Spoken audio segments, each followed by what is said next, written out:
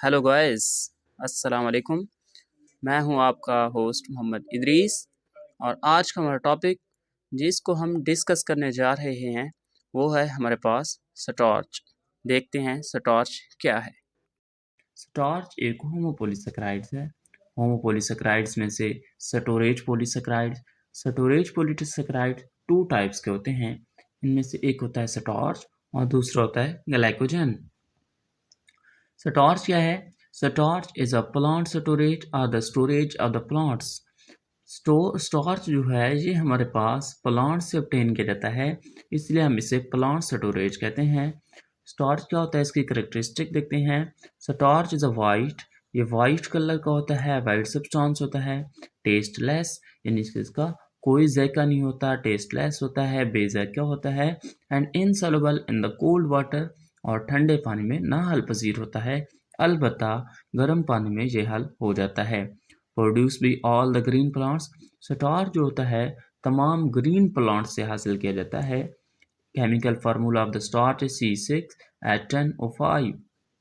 जो इसका chemical formula होता है हमारे पास है C6H10 और O5। Glucose monomer joined in alpha 1 व 4 लिंकेज। ग्लूकोज मोनोमर जो होते हैं आपस में अटैच होते हैं, उस लिंकेज किस लिंकेज के जरिए? अल्फा 1 व 4 लिंकेज के जरिए। स्टार्च की दो इंपॉर्टेंट टाइप्स होती हैं, उनमें से एक है इमाइलोज और दूसरी होते हैं इमाइलोपेक्टिन। इमाइलोज स्टार्च जो होता है उसमें 20 to 30% स्टार्च पाया जाता है, और जो इमाइलोपेक्टिन होती है उसमें 70 to 90% स्टार्च पाई जाती है। स्टार्च के अब हम इसकी करेक्टरिस्टिक देखते हैं, इमाइलोज और इमाइलोपेक्टिन की डिफरेंस देखते हैं। इमाइलोज क्या है? Amylose is a linear polymer of the alpha 1 व 4 ग्लाइकोसिडिक लिंकेज।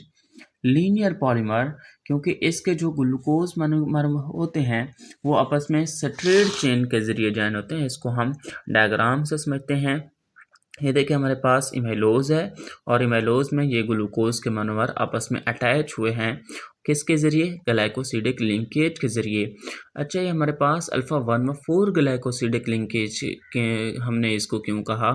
क्योंकि ग्लूकोज का पहला मोनोमर और दूसरे ग्लूकोज का जो दूसरा ग्लूकोज मोनोमर है उसका चौथा कार्बन और इसका पहला कार्बन, पहले मोनोमर का पहला कार्बन और दूसरे मोनोमर का फोर्थ कार्बन जब आपस में अटैच होंगे with the help of glycosidic linkage, glycosidic bond, then we say this is an alpha 1 व 4 ग्लाइकोसिडिक बॉन्ड्स।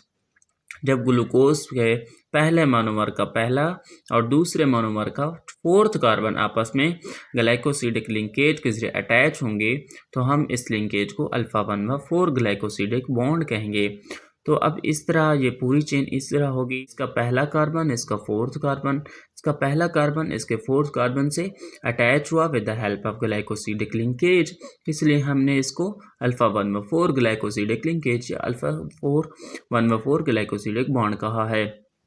देखिए ये स्ट्रेट चेन थी, लीनियर चेन है, इसमें कोई भी ब्रांच नहीं है। ब्रांच वो होती है जिसमें ग्लूकोज का कोई भी मोनोमर, फर्ज करें ग्लूकोज का third monomer turns off into an other linear chain. जब ग्लूकोज का तीसरा मोनोमर किसी भी तरफ से किसी भी अपने एक कार्बन से टर्न्स ऑफ होकर दूसरी चेन बनाता तब हम इसे ब्रांच्ड चेन कहते हैं। लेकिन ये लीनियर है क्योंकि इसमें ग्लूकोज का कोई भी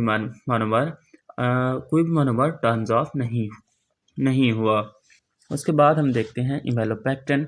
इमेलोपेक्टिन is highly branched polymer alpha 1 व 4 एंड अल्फा 1 व 6 ग्लाइकोसिडिक बॉन्ड। डायग्राम से देखते हैं हम इसे कि कैसे अल्फा 1 व 4, ये जो इमेलोपेक्टिन होती है ये हमें अल्फा 1 व 4 ग्लाइकोसिडिक बॉन्ड भी देती है, अल्फा 1 व 6 ग्लाइकोसिडिक बॉन्ड भी देती है।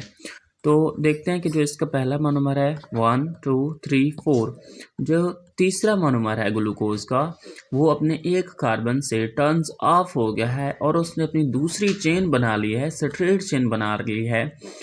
इसलिए हम इसे ब्रांच्ड कहते हैं क्योंकि उसने एक तरफ से ब्रांच्ड चेन बना ली है और टर्न्स ऑफ हो गया।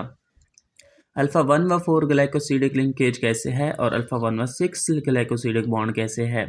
जब ग्लूकोज का पहला मोनोमर अपने पहले कार्बन से और दूसरा मोनोमर अपने फोर्थ कार्बन से अटैच होंगे with the help of glycosidic bond, जब तो पहला और चौथा मोनोमर ग्लाइकोसिडिक बॉन्ड के जरिए जब आपस में अटैच हुए तो हम इसको अल्फ़ा 1 व 4 ग्लाइकोसिडिक लिंकेज कहते हैं।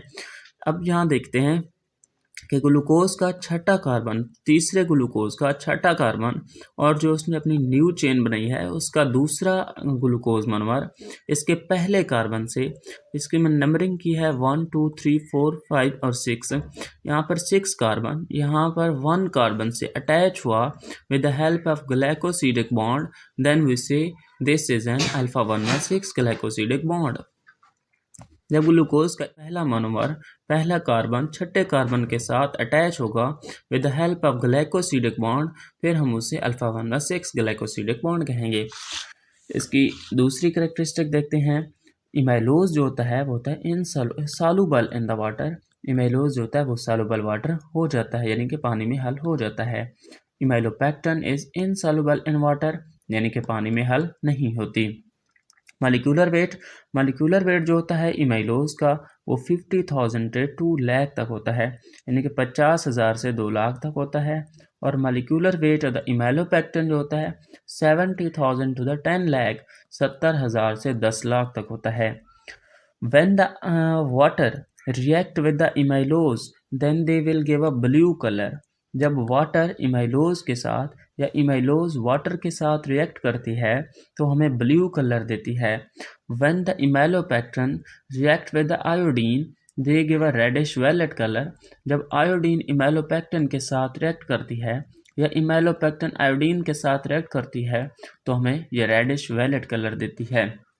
अब हम इसके कुछ यूजेस देख लेते हैं स्टार्च के। उम्मीद है आपको यहाँ तक समझ आ गई होगी इसका स्ट्रक्चर भी।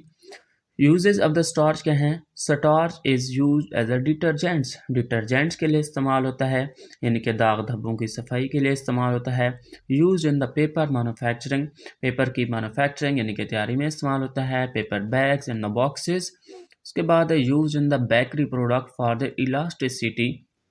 बेकरी प्रोडक्ट्स में जो प्रोडक्ट्स होते हैं बेकरी में उनकी इलास्टिसिटी को इंक्रीज़ करने के लिए, इलास्टिसिटी प्रोड्यूस करने के लिए भी स्टार्च इस्तेमाल होता है। फॉर एग्ज़ाम्पल बिस्किट फिलिंग के दौरान जो लचक पैदा करने के लिए इस्तेमाल किया जाता है वो भी स्टार्च इस्तेमाल किया जाता है। उसके बाद ये mechanicals increase the mechanical strength, industries में जो होते हैं मैकेनिकल स्ट्रेंथ को इंक्रीज़ करते हैं। और उसके बाद ये इंडस्ट्रीज़ में रैप सीजन के दौरान भी इस्तेमाल होते हैं। इसके साथ आज का हमारा टॉपिक कंप्लीट हुआ। उम्मीद है आप सबको अच्छी तरह से समझ आ गई होगी। अपना ख्याल रखिएगा। अल्लाह हाफिज़।